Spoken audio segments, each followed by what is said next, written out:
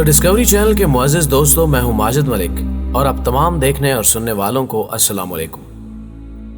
नाज़रीन गिरामी, इंसानी तारीख इंसानियत सोज वाक़यात से भरी पड़ी है।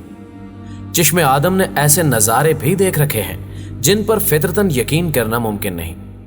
गो के ये बात भी काबिल ज़िक्र है कि इंसान एक सोशल वर्कर होने की हैसियत से मुआशरे में मेल जोल के साथ रहना पसंद करता है, जिसमें रिश्तेदार बेहद अहम और ख़ास होते हैं।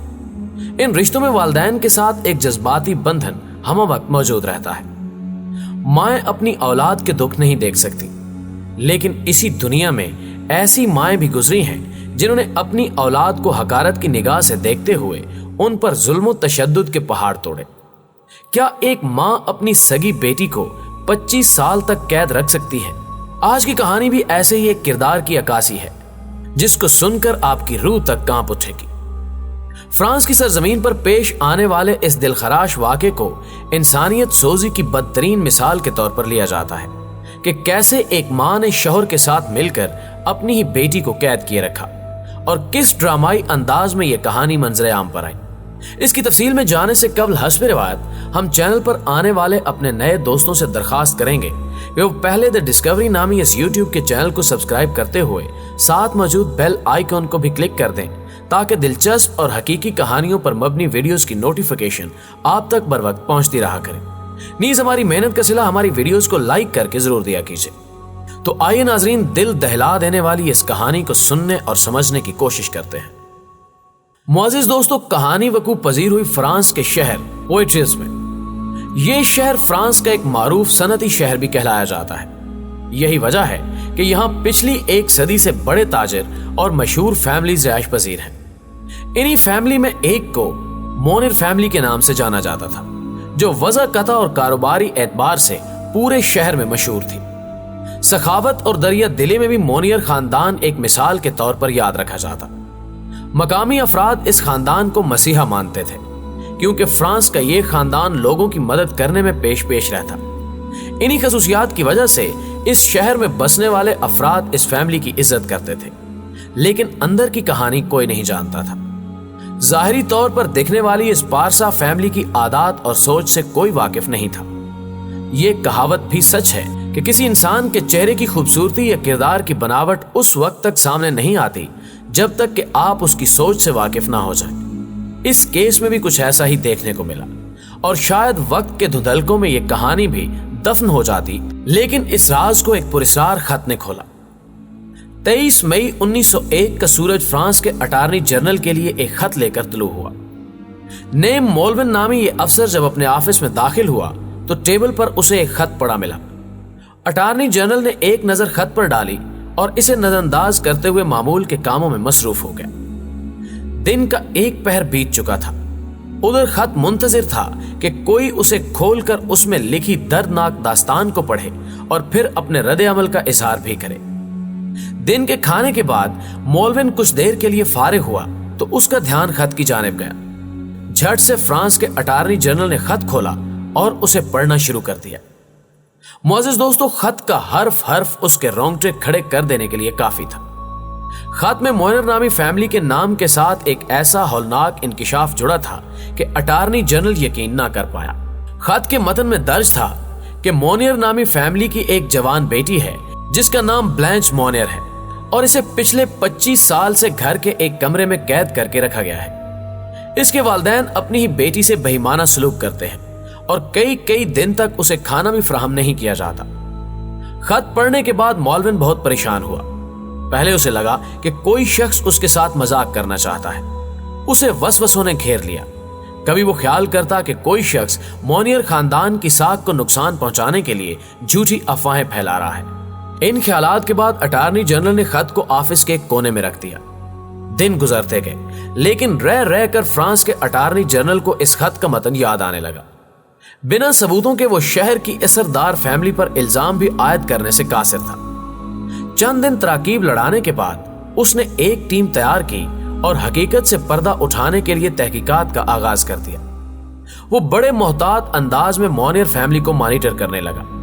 चूंकि मिसेस मोनियर एक मशहूर सोशल वर्कर थी और उनका बेटा एक बड़ा वकील था, جبکہ سیاسی حوالے سے بھی موئنر فیملی ایک مضبوط خاندان کہلاتا تھا۔ اسی وجہ سے اٹارنی جنرل کو تحقیقات میں کئی طرح کی مشکلات پیش آئیں۔ ناظرین گرامی، قریباً 4 ماہ کی مسلسل نگرانی اور جاسوسی کے بعد فرانس کے اٹارنی جنرل کو چند ثبوت مل گئے، لیکن مفروضات کی بنا پر وہ یہ کہنے سے قاصر تھا کہ حقیقت میں ایک خاتون موئنر فیملی نے اپنے ہی گھر میں قید کر رکھی ہے۔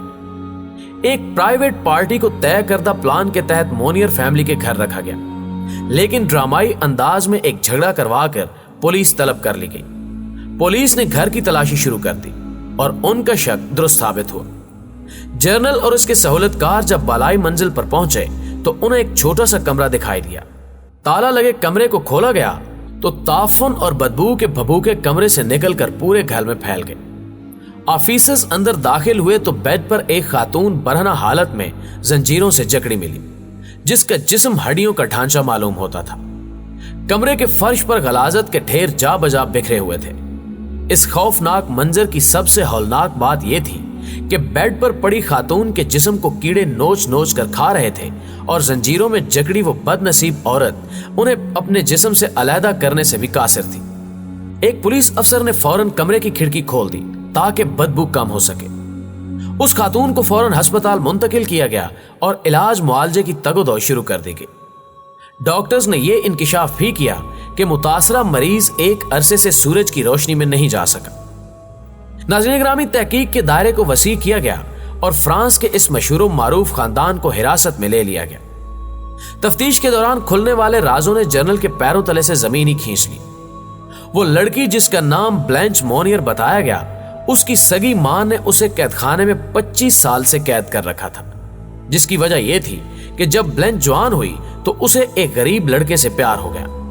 وہ اس سے شادی کرنے کی خواہش مند تھی، لیکن اس کی سفاک ماں اس کا رشتہ کسی اونچے خاندان میں کرنا چاہتی تھی، مگر بلینچ بضد تھی کہ وہ اپنا فیصلہ نہیں بدلے گی، جس پر اس کے والدین نے اسے قید کر دیا اور ظلم و ستم کے وہ پہاڑ توڑے جن کو لفظوں میں بیان کرنا ممکن نہیں۔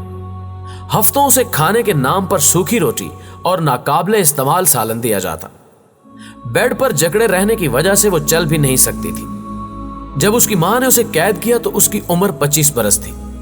تاہم 1901 میں جب بلینچ کو قید خانے سے رہائی ملی تو وہ 50 برس کی ہو چکی تھی۔ زندگی کے قیمتی 25 سال اس نے ایک بیڈ پر زنجیروں میں گزارے۔ ہسپتال میں بلینچ کا علاج کرنے والے ڈاکٹرز نے بتایا کہ وہ دماغی صلاحیتوں سے محروم ہو چکی ہے۔ بلینچ کی حالت اس قدر خراب تھی کہ وہ الفاظ کو سمجھنے اور انہیں ادا کرنے کی طاقت بھی کھو چکی تھی۔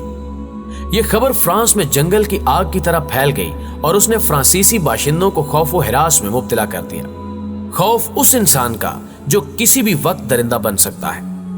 انسانی تاریخ میں اس واقعے کو انسانیت سوز واقعات کی لسٹ میں سر فہرست شمار کیا جاتا ہے، کیونکہ اس کیس میں ایک ماں نے ممتا کا خون کیا اور اپنی ہی کوکھ سے جنم دینے والی بیٹی کو ایک چھوٹی سی بات پر اتنی بڑی سزا دے ڈالی۔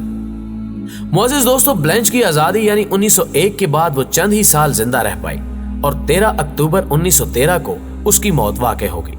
یوں سے سفاک اور پتھر دل انسانوں سے حقیقی رہائی مل گئی۔ دوسری جانب اس کی ماں کو جیل بھیج دیا گیا، جہاں اسے بھی بے رحم موت نے آ لیا اور یوں وہ اپنے انجام کو پہنچی۔ بلینچ کا ایک بھائی وکیل تھا، اسے گرفتار تو کر لیا گیا، لیکن اس نے عدالت میں اپنا کیس خود لڑا اور جیت گیا۔ اس کا موقف تھا کہ اسے اس بات کا علم ہی نہ تھا کہ اس کی بہن کو اسی کے گھر میں قید رکھا گیا۔ یہ جملہ اکثر بلینچ کی ماں محلے والوں اور رشتہ داروں سے کہتی پائی گئی کہ بلینچ اچانک ہی کہیں غائب ہو گئی اور اس کا کچھ پتہ نہیں چل سکا۔ اب یہاں سوال یہ پیدا ہوتا ہے کہ اٹارنی جنرل کو وہ خط کس نے لکھا؟ تو انتھک محنت کے بعد اس راز سے بھی پردہ اٹھا کہ گھر کی ایک نوکرانی نے یہ خط اٹارنی جنرل تک پہنچایا۔ یہ نوکرانی موئنر فیملی کے گھر سال 1900 میں ملازمت پر رکھی گئی، تاہم اسے بھی اس قید خانے کا علم 6 ماہ کے بعد ہوا، جس پر وہ خاموش نہ رہ سکی اور اس نے ایک دن موقع پا کر تمام روداد خط کے ذریعے حکام تک پہنچائی۔ اس انسانیت سوز واقعے کو فرانس کی تاریخ کا سیاہ ترین واقعہ قرار دیا جاتا ہے۔ دوستو، اس واقعے کی تفصیلات جان کر آپ کو کیسا لگا اور کیا آپ نے آج تک اس نوعیت کے کسی واقعے کا سامنا کیا؟ اپنے خیالات کا اظہار کمنٹس کی صورت میں ہم تک ضرور پہنچائیے گا۔ ویڈیو پسند آنے کی صورت میں اسے لائک کیجیے اور اپنے دیگر دوستوں کے ساتھ فیس بک اور واٹس ایپ پر شیئر کرتے ہوئے ہماری حوصلہ افزائی کیجیے۔ آج کی ویڈیو میں بس اتنا ہی۔ اگلی ویڈیو تک کے لیے اللہ نگہبان۔